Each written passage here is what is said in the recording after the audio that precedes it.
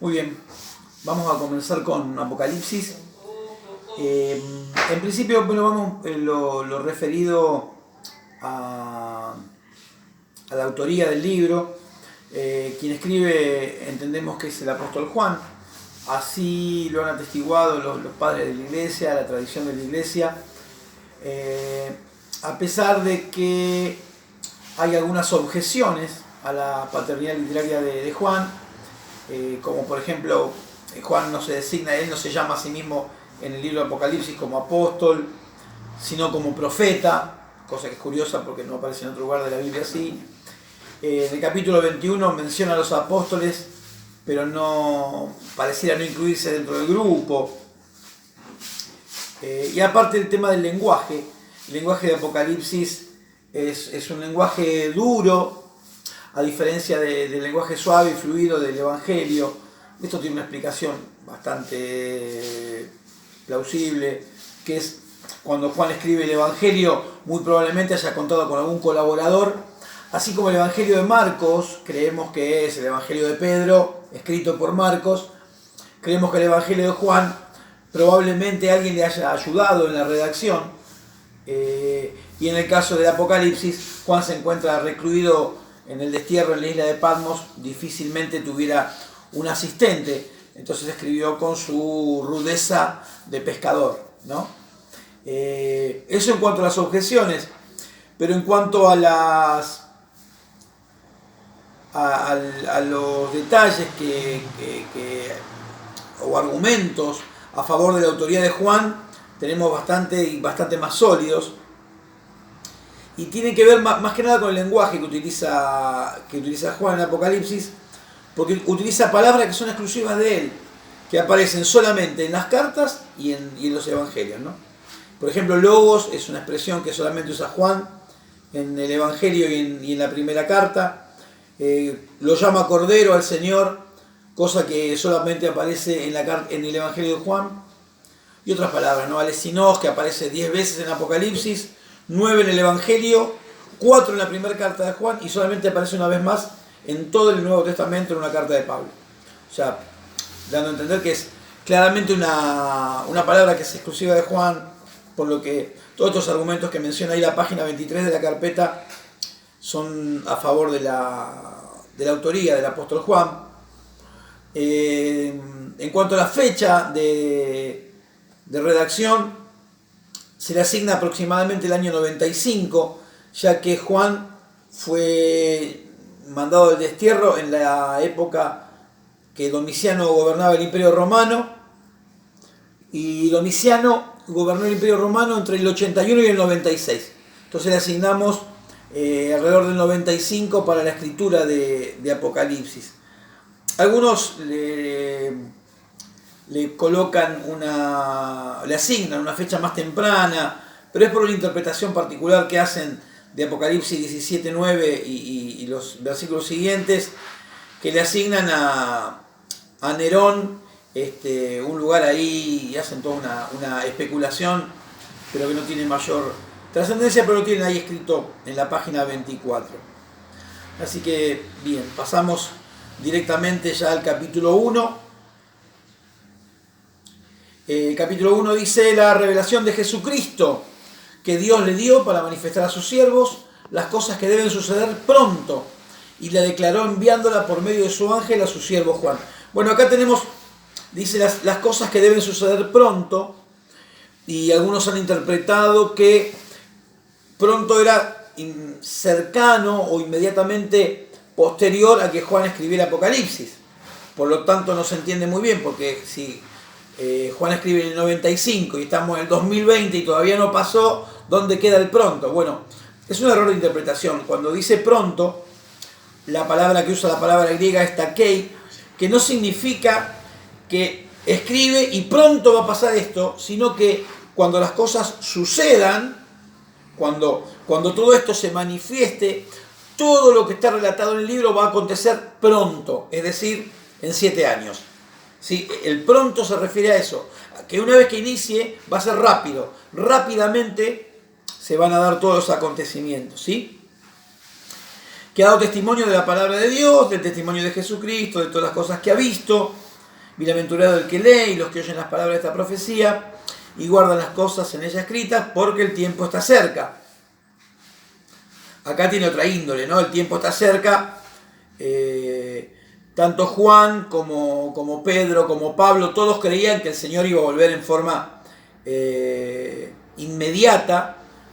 De hecho, Juan es el último de los apóstoles, pero esto tiene que ver con lo que ellos percibían y que era lógico. Nosotros, que decimos nosotros todo el tiempo, el Señor viene pronto. Creemos con todo nuestro corazón que es inminente el regreso de Cristo. ¿Sabemos si es inminente? No. Creemos que es inminente.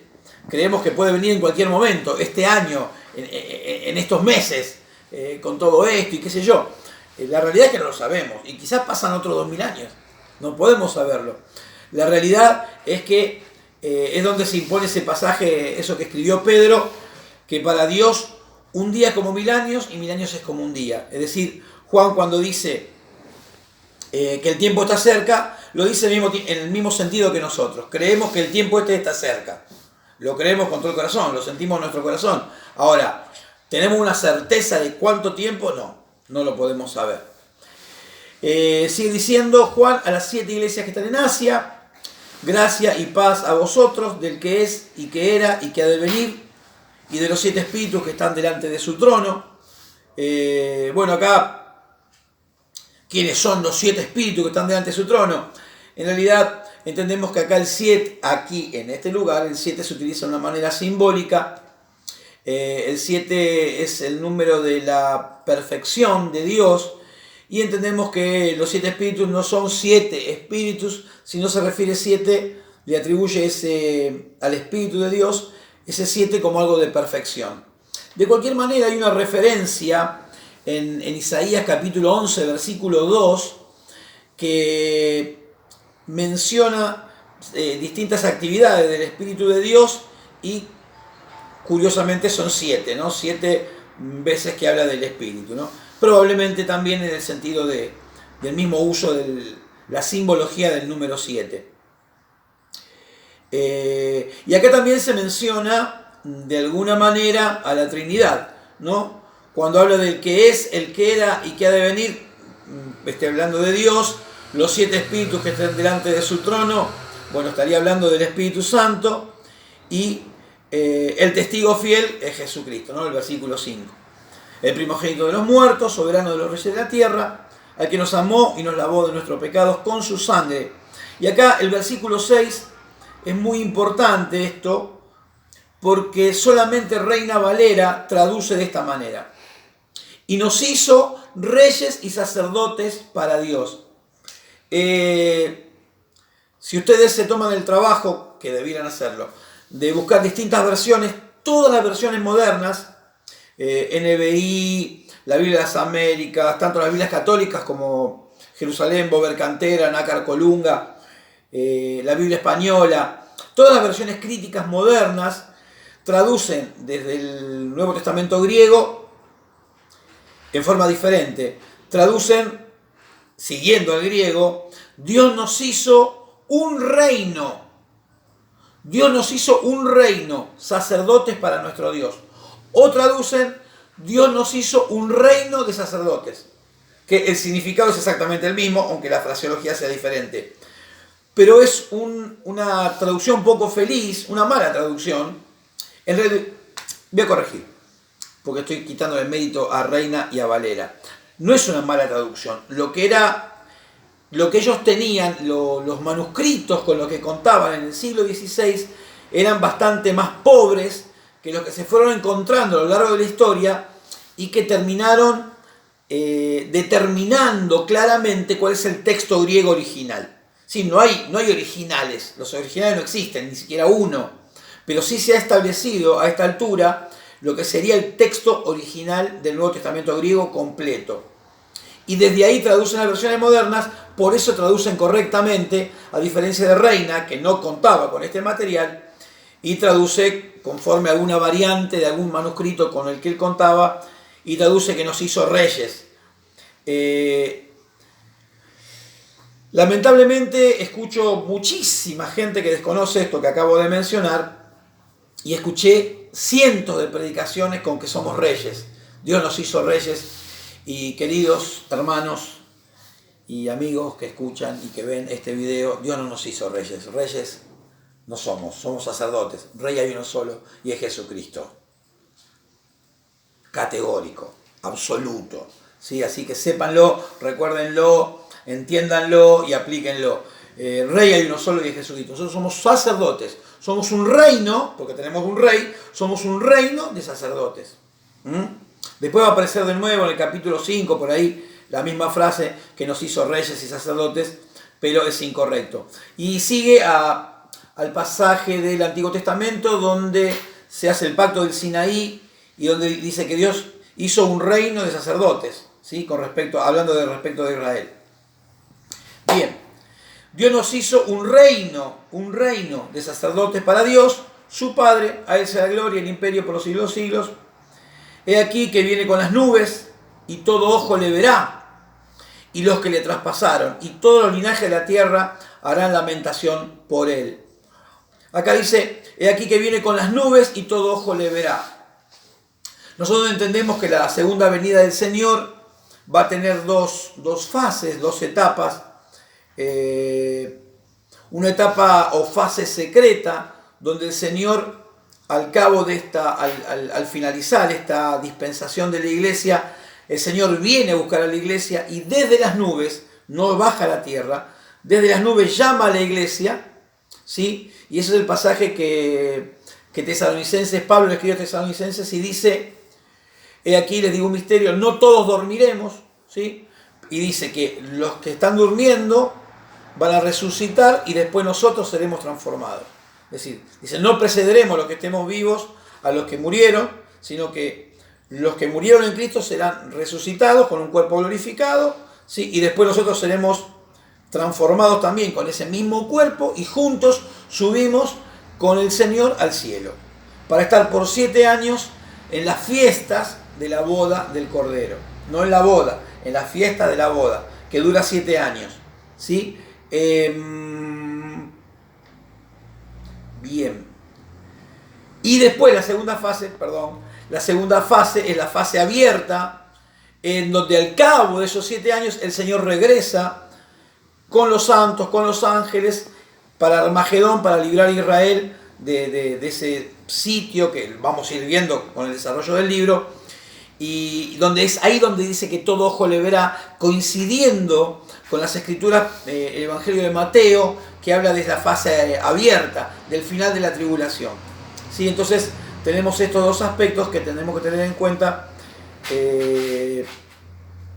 para entender claramente esto, ¿no?